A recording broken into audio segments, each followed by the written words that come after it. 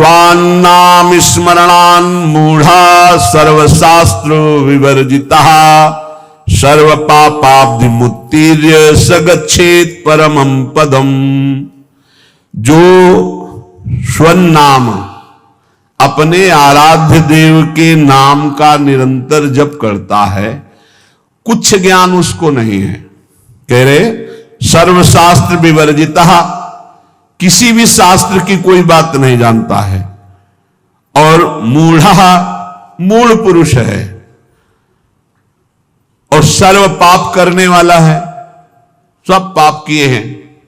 बहुत ध्यान से सुनिए, मूढ़ पुरुष है, बिल्कुल शास्त्रों का ज्ञान नहीं, और सब पाप किए हुए हैं, लेकिन सत्संग से उसने नाम महिमा सुन ली और शुरू हो गया नाम जप करना। जैसे किसी को शब्द कहे जाते हैं कि बिना गुरु के नाम जपने से वो परम पद में नहीं जाता है, तो आप खुली बात समझ लो, कोई भी नाम ऐसा नहीं जो गुरु ने ना उच्चारण किया हो।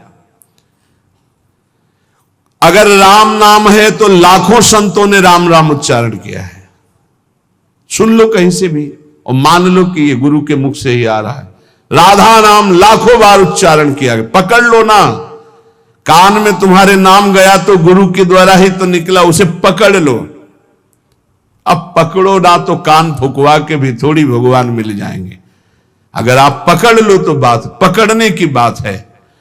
तो बोले स्वनाम स्मरणान, अब उसने नाम पकड़ लिया कि भाई हम ज्यादा पढ़े लिखे नहीं, हमको कोई शास्त्र का ज्ञान नहीं, बहुत पापाचरण हुए, हम तो मूढ़ बुद्धि। अब रात दिन हमको तो एक ही बात समझ में आई, केवल नाम जपना है, राधा राधा राधा।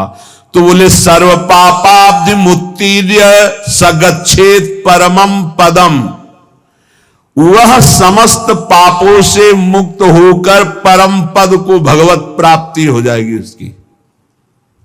बहुत कृपा श्री जी की, बहुत कृपा अगर नाम जपने में आपकी रति हो जाए। सर्ववेद इतिहासानाम सारार्थोथमिति स्फुटम यद्रम नाम स्मरणम क्रियते पाप तारकम।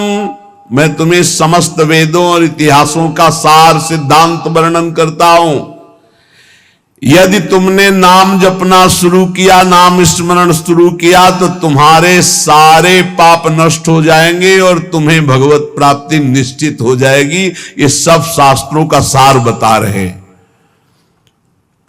तो बोले छोटे मोटे पाप तो नष्ट हो जाते होंगे, लेकिन जैसे गर्भ हत्या है, भ्रूण हत्या, ये महापापों में है। इनको साधारण मत समझना, जल्दी प्रायश्चित कर लो, नहीं दुर्गति करा देंगे तुम्हारी। ये जो घर गृहस्थी परिवार वाले हैं, ये जो भ्रूण हत्या गर्भ हत्या को खिलवाड़ समझते हैं, ये शास्त्र में महापाप वर्णन किया गया है। फिर तुम्हारे यहां जब कर्म का फल तांडव करेगा तब कहोगे कि भगवान रक्षा नहीं करते और हमने कौन सा पाप किया है। फिर ऐसे ही बोलते हैं। देखो अपना रजिस्टर पीछे, इसी जन्म का रजिस्टर देखो, कैसे कैसे पाप किए हैं तुमने। तो बोले यदि कहीं ऐसे पाप हो गए, ब्रह्म हत्या पाप हो गया, इनका क्या, इनको कैसे मिटा, ये तो बड़े पापों में है।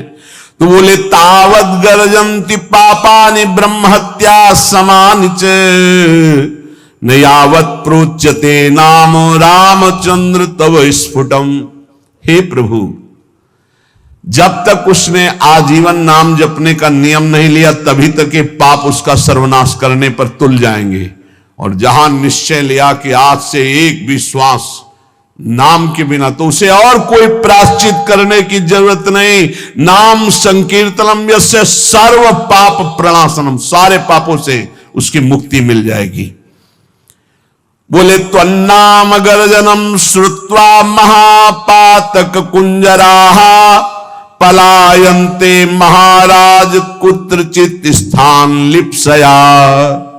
हे प्रभु, आपका नाम जब उपासक जपने लगता है तो मानो सिंह की गर्जना है। नाम जपना सिंह की गर्जना है।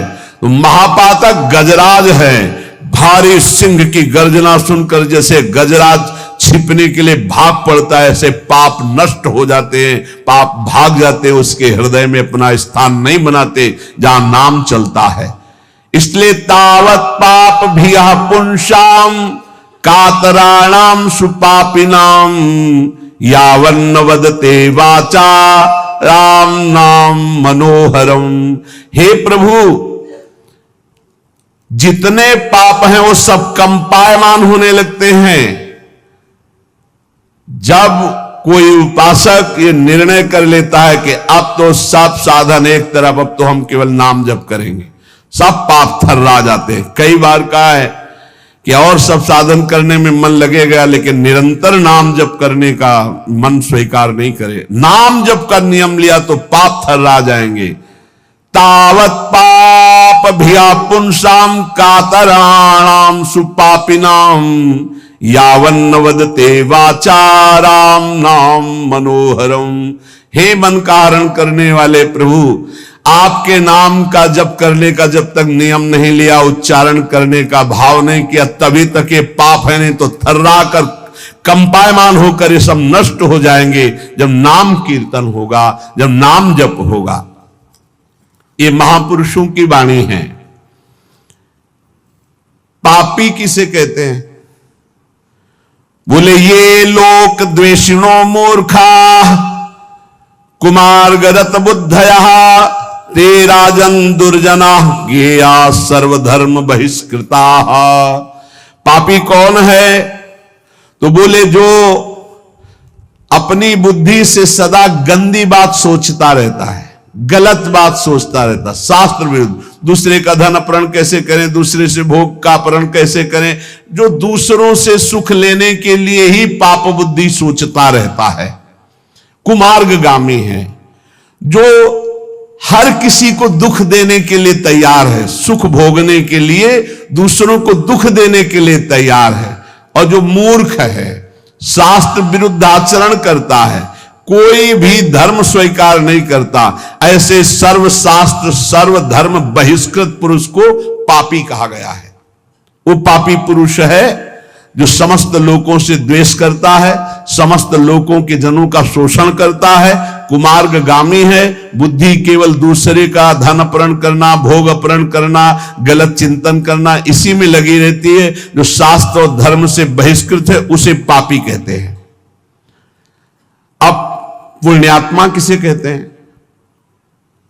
कह रहे कि धर्माधर्म विवेकेन वेद मार्गानुसारिणः सर्वलोक हितासक्ता पुण्यात्मा परिकीर्तिता। वही साधवा परिकीर्तिता। पुण्यात्मा कौन? जो जिसकी बुद्धि धर्म और अधर्म का निर्णय करने में बड़ी प्रवीण है। नहीं, ये अधर्म है, ये मैं भूल कर नहीं भी कर सकता, ये धर्म है, इसे मैं भूलकर भी नहीं छोड़ सकता। जिसकी बुद्धि धर्माधर्म विवेक न वेद मार्गानुसारिणा, जो शास्त्र के अनुसार बुद्धि निर्णय करती है कि धर्म किसे, तस्मात् शास्त्रम प्रमाणम ते कार्याकार्यो व्यवस्थित हो। कार्य और अकार्य की व्यवस्था शास्त्र में की गई। जो शास्त्र के अनुसार चलते हैं, जिनका विवेक ये काम करता है कि ये पाप आचरण मैं कभी नहीं करूंगा, ये पुण्य आचरण धर्माचरण इसको कभी नहीं छोड़ूंगा, जो सब लोगों का हित सोचता है, जो दूसरों को सुख प्रदान करता है, परहित करता है, उसे ही पुण्यात्मा कहते हैं। साधुजन उसे ही पुण्यात्मा कहते हैं। पापी कौन? पुण्यात्मा कौन? अब बोले महात्मा कौन? महात्मा किसे कहते? बोले सर्वलोक हितासक्ता साधवा परिकीर्तिता हरिभक्ति करम यत्तत्सदभिश्च परिरंजितम आत्मना प्रीति जनकम तत्पुण्यम परिकीर्तितम।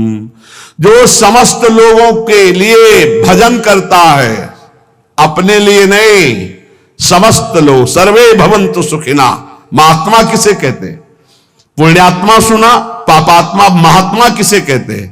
भजन अपने लिए महात्मा नहीं करता, सबके लिए भजन करता है। इसीलिए सब उसे नमस्कार करते, सब प्राणों से अधिक प्यार करते हैं, क्योंकि वो अपने भजन का सर्वस्व वो लोगों को दान करता। सर्वे भवन्तु सुखिना, सब निरोग हो, सब स्वस्थ हो, सबकी बुद्धि आनंदमय भगवान में लगे, कभी कोई पापाचरण न करे, कभी कोई रोग शोक किसी को न हो। ऐसे महात्मा भजन करके अपना भजन जो जनहित के लिए देते रहते हैं उन्हें महात्मा कहते हैं।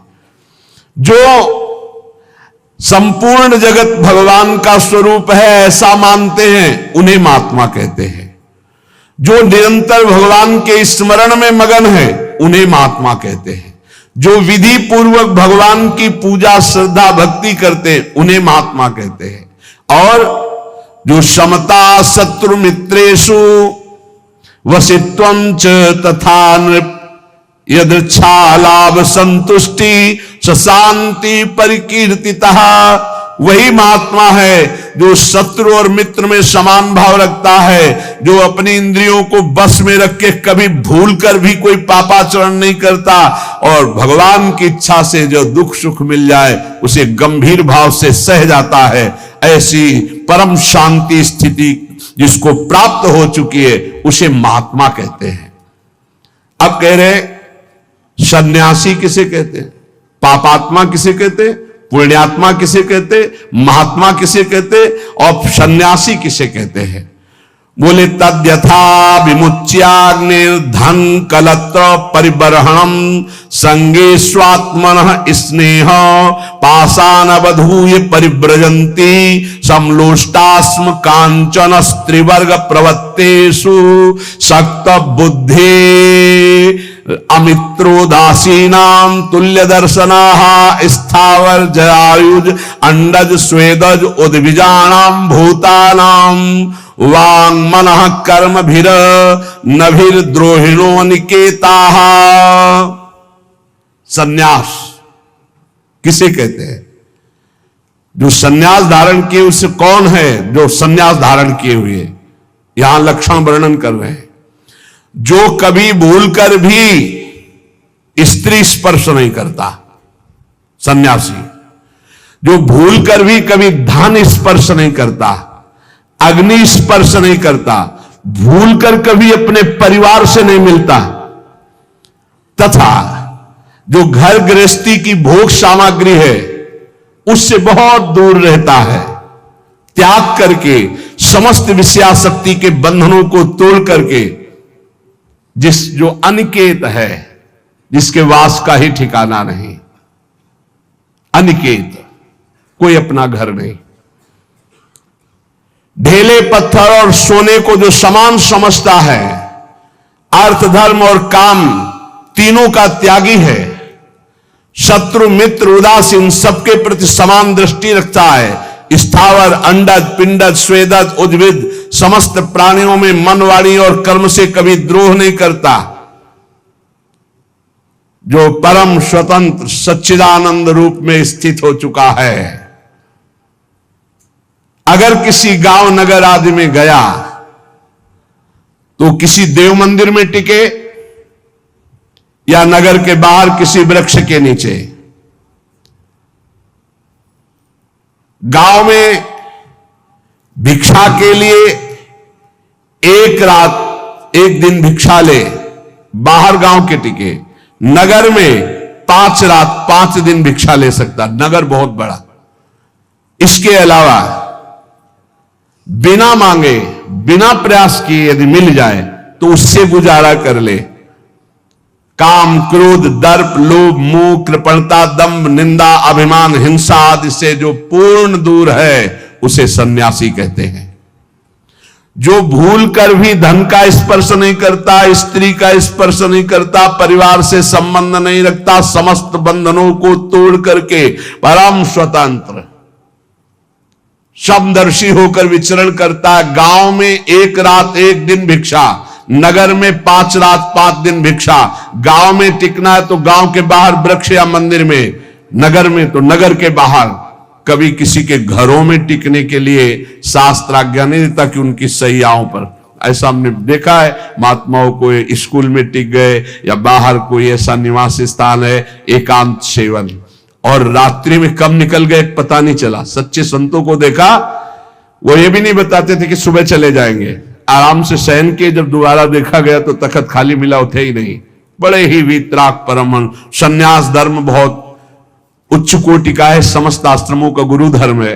जैसे ब्रह्मचर्य, गृहस्थ, वानप्रस्थ और संन्यास, ये चतुर्थ हर आश्रम का गुरु आश्रम माना गया है संन्यास। अब इसमें जो पद्धति है उसके अनुसार चले तब वो उच्च कोटि की उस स्वरूप स्थिति को प्राप्त होता है। जो संपूर्ण षड्भावादि विकारान यो देहे पश्यति नात्मनि, शरीर के 6 विकार हैं, ये मेरा स्वरूप नहीं है। कल एक प्रश्न करता है, एकांतिक में प्रश्न कह रहे थे कि कोई कहता है मैं ब्रह्म हूं, कोई कहता है मैं भगवान हूं, कोई कुछ कह रहा है, ये सब ठीक है क्या? मुझे तो सब ठीक नहीं लगता, क्योंकि मुझे तो कहीं अनुभव नहीं होता कि मेरे अंदर भगवान है, मेरे अंदर ब्रह्म है। अब ऐसे लोगों को क्या बतावे? इतने लोग बैठे हो, अपने को देखा है तुमने आज तक? ईमानदारी से बताना, धाम में बैठे हो, भगवान को देखा है, ब्रह्म का अनुभव किया है, तो बहुत ही बात ऊंची है। आप अपने को देखा है? तो कहोगे हां देखा है। कहां देखा है? बोले शीशा में देखा है। यही कहोगे? 3.5 हाथ का शरीर है, कोई 10, 20, 50 हाथ नहीं है। एक कमरा में होता, ढूंढना है तो बहुत समस्या थी कि भाई बड़ा कमरा है, बहुत छोटा कमरा है ये, 3.5 हाथ का। अपने हाथ से नाप लो। इस कमरे के अंदर एक और कमरा है, उस कमरे के अंदर एक और कमरा है, और उससे अलग आप बैठे हुए हो। बोलो आपने देखा अपने आप को? पहले कमरे को देखा है, बाहर वाले, जैसे घर, बड़ा मकान, फिर उसके अंदर एक कमरा, फिर उसके अंदर नीचे की तरफ एक गुफा, उस गुफा में बैठा हुआ है निर्लेप रूप से तू। देखा अपने को? तत्वम आसी देखा? नहीं देखा तो फिर तुम क्या ब्रह्म को देखोगे, क्या भगवान को देखोगे? अपनी चमड़ी को देखो कि गोरी है कि काली है, बस यही शीशा में देखो, और क्या देखोगे? बात करते हो ब्रह्म ऋषियों की बात की अवहेलना करते हो। कोई भी मार्ग थोड़ी गलत है कि भला जीव ब्रह्म कैसे हो सकता है? तो ब्रह्म जीव हो सकता है ना, ब्रह्म जीव हो सकता है, तो जीव ब्रह्म क्यों नहीं हो सकता? ब्रह्मविद ब्रह्मवि भवति। अज्ञान की बातें मत करो, जहां हो वहां से बहुत ऊंची जगह की बात करते हो। ये ब्रह्म ऋषि ऐसे मजाक थोड़ी करते हैं, हम ब्रह्मास्मि, वही है, वही कहीं से भी देखो वही है, दूसरा नहीं। वो खेल कर रहा है, वही सेवक स्वामी खेल कर रहा है, दूसरा नहीं, बिल्कुल दूसरा नहीं, दूसरों न कोई। जब मैं था तब हरि नहीं, अब हरि है, मैं ना आई। हरि और मैं कभी एक साथ नहीं हो सकते, ध्यान रखना। हरि और मैं एक साथ नहीं हो सकते। जब मैं था तब हरि नहीं, अब हरि है, मैं ना आई। ब्रह्म नहीं, माया नहीं, नहीं जीव नहीं काल, अपनी उसुदिन आ रही।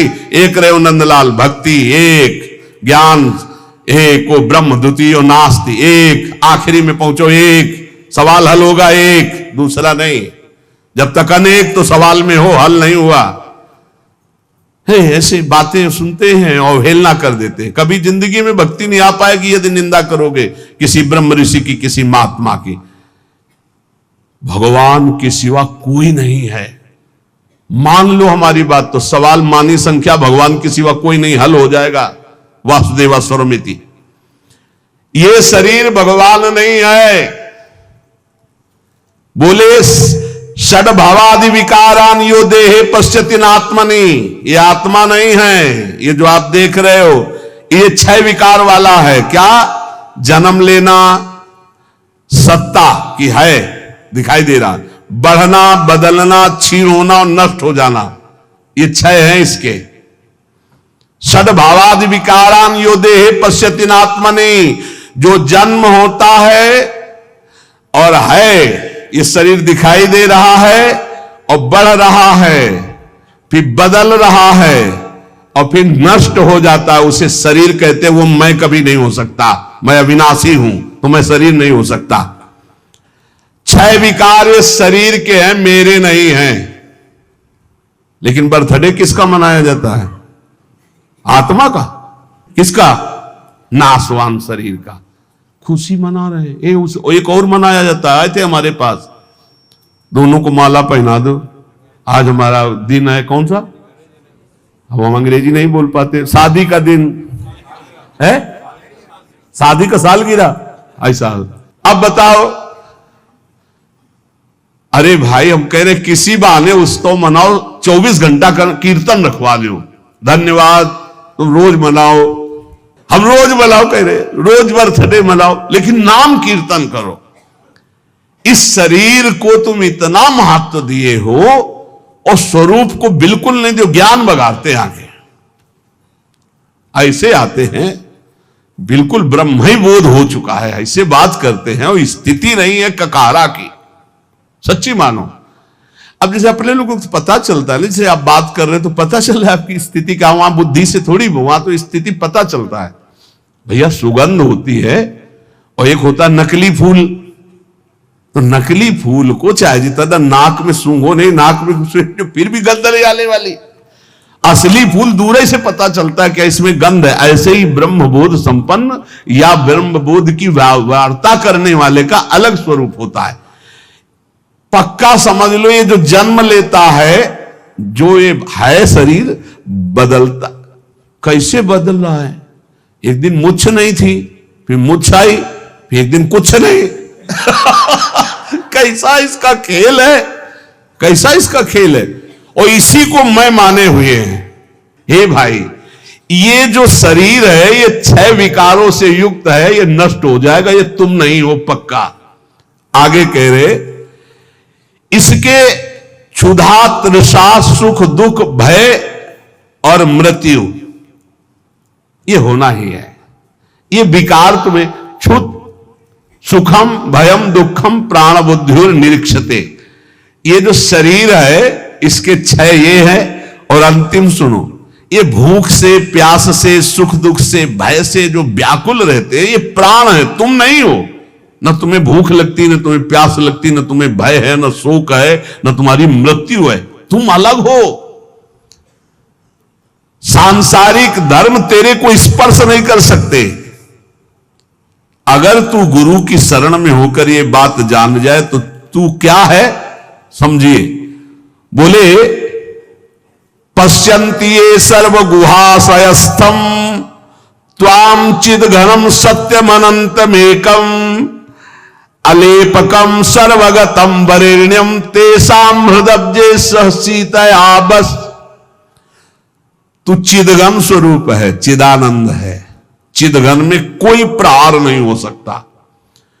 तू सत्य स्वरूप है, तेरे में कभी काम क्रोध नहीं हो सकता।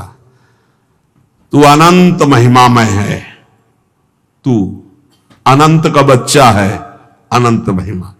तू एक है, तू निर्लेप है और तू ही सर्वगत है, तू ही स्तुत्य है। स्तुति तेरी करने लायक इस शरीर की नहीं। ऐसा तो परमेश्वर स्वरूप है। अब आप समझ लीजिए, जब आप खोजोगे तो खोजने वाला नहीं रह जाता, जिसकी खोज की जाती वही रह जाता है। भाव इसका समझ लो। जब दर्पण था तो 2 दिखाई दे रहे थे, मैं और मैं का एक प्रतिबिंब, और दर्पण जब खींच लिया तो केवल मैं बचा, प्रतिबिंब गायब हो गया। ये शुद्ध ज्ञान की बात समझ लीजिए। माया प्रतिबिंब में ये भास रहा है, स्थूल शरीर, सूक्ष्म शरीर, कारण शरीर, और इसका प्रतिबिंब मैं पुरुष, मैं स्त्री, मैं विद्वान, मैं धनवान, मैं रूपवान, मैं गुणवान, बहुत विचित्र। कोई पश्यन्ति सर्व गुहाशयस्थम। अभी आपको बताया कि बहुत गुह्य स्थान में वो बैठा है। स्थूल शरीर, सूक्ष्म शरीर, कारण शरीर, पूरा बड़ा मकान, फिर एक कमरा, कमरा के नीचे भूधरा, उसमें गुफा में वो परम तेजो में बैठा हुआ है। कौन? बोले, त्वाम चिद घनम सत्यम अनंतम एकम। तू एक है, अनंत महिमाशाली चिद घन स्वरूप, तू ही वहां बैठा हुआ है। देखो अपने को। फिर ये प्रश्न खत्म हो जाएगा कि लोग ऐसा कहते हैं कि मैं ब्रह्म हूं, मैं ऐसा कहते हैं, ऐसा। तू वही बैठा, वही अलेपकम, तेरे में कोई विकार स्पर्श नहीं कर सकता। सर्वगतम वरेण्यम, वही तू ही स्तुति करने लायक है, क्योंकि तू परमात्म स्वरूप है। ये कैसे होगा? बोले निरंतराभ्यास दृढ़ीकृतात्मनाम त्वत्पाद सेवा परिनिष्ठितानाम त्वन्नाम कीर्त्याहत कल्मषाणाम। जो लोग निरंतर ये अभ्यास करते हैं, नाम जप कर रहे, शरीर के सुख दुख को अपना नहीं मानते, सह रहे, बहुत सच्ची बात समझ लो, नाच पड़ोगे इतना आनंद आ जाएगा। भगवदानंद अभी पाया ही नहीं, इसीलिए विषयानंद में मन जा रहा है। जिस दिन तुम्हें वास्तविक अनुभव होगा कि अरे मृत्यु शरीर की होती, तेरी नहीं, विकार अंतःकरण में आते, तेरे में नहीं, भूख प्यास प्राणों का धर्म तेरा नहीं, उसी समय तू परमानंद था, परमानंद है, परमानंद रहेगा। एक अपार मस्ती आ जाएगी, एक अपार मस्ती आ जाएगी। जैसे एक एक रुपया मांगता फुटपाथ में आदमी घूम रहा हो, अचानक उसको उसका मित्र आके बता दे, तू तो युवराज है चक्रवर्ती सम्राट का। नहीं नहीं, मैं युवराज कैसे हो सकता, चल अभी परिचय दिलाता हूं। और डीएनए चेक करवाया राजा का और उसका, युवराज का, मिल गया डीएनए, और तत्काल उसको युवराज पद जो था वही मिला। अब बोलिए उस फुटपाथ के भीख मांगने वाले राजकुमार की पदवी जब प्राप्त हुई तो उसको कैसा आनंद होगा। हमारा और हरि का डीएनए एक है, नहीं है? देखो ना, ममई वांसो, भगवान कह रहे ना, ईश्वरं सजीव अविनाशी और चेतन अमल सहज सुख राशि, जो आनंद सिंधु सुख राशि। सुख राशि, सुख राशि डीएनए मिल गया, अविनाशी अविनाशी डीएनए मिल गया हमारा भगवान का। अब हम भगवदानंद का साम्राज्य प्राप्त कर लिए। समझ लो, सच्ची बात समझ लो, बहुत गूढ़ विषय है। सोई जानई जेहि देहु जनाई, और आगे वाली बात तो जानत तुम्हें हुए जाई।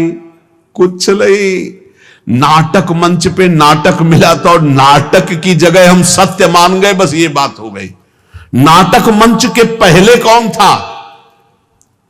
बोले मैं।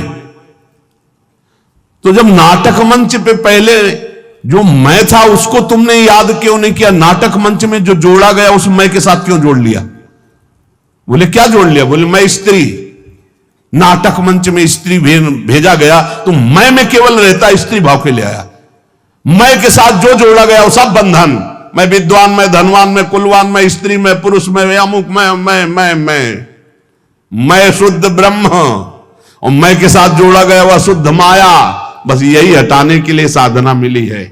चाहे सेवक सेव्य भाव से हटाओ, चाहे नाम कीर्तन से हटाओ, चाहे भजन से हटाओ, चाहे ज्ञान से हटाओ, बात एक ही है। माया हटी तो एक ही बचा जो शुद्ध बुद्ध भगवान का स्वरूप है। हे प्रभु, जो निरंतर अभ्यास करता है चित्त का आप में लगाने का, जो सर्वदा चरण सेवा में लगा रहता है, और जो आपका नाम जप करता है, तो आपका निवास गृह का परिचय मिल जाता है। कहां आप निवास कर रहे हैं? बोले पश्यंत ये सर्व गुहाशयस्थम, भूधरा के अंदर ये मकान के अंदर कमरा सूक्ष्म शरीर, और कमरे के अंदर भूधरा कारण शरीर, और उसके अंदर बैठा हुआ है वो परमात्म तत्व। वहीं से पूरा का पूरा संचालन हो रहा है। स्थूल सूक्ष्म कारण सब कर परम प्रकाशक जोई। कुछ अंतर नहीं, कुछ अंतर नहीं। समुद्र और समुद्र की तरंग में कोई अंतर नहीं। वायु विकार हटा तो समुद्र ही समुद्र। जब पहले केवल प्रभु थे, बाद में भी केवल प्रभु रहेंगे, तो बीच में केवल प्रभु ही है, कोई है नहीं। तू अपने शरीर को मैं मानकर प्रभु से अलग समझ रहा नहीं, इसको हटा और देख, तू भी उसी एक समुद्र की लहर है और कुछ नहीं है। जिसके प्रभाव से मैंने आपको जाना, मैं उन गुरुदेव के चरणों की अपार महिमा को नमस्कार करता हूं। बस गुरु चरण कृपा से ही जाना जा सकता है। इसलिए खूब नाम जप करो, कोई अधर्माचरण न बनने पावे। इस जीवन में मुझे भगवत साक्षात्कार हो जाए, प्रियालाल के लिए रोना आ जाए, प्रियालाल मेरे नेत्रों के सामने आ जाए, यही परम लाभ है। शेष चर्चा आगे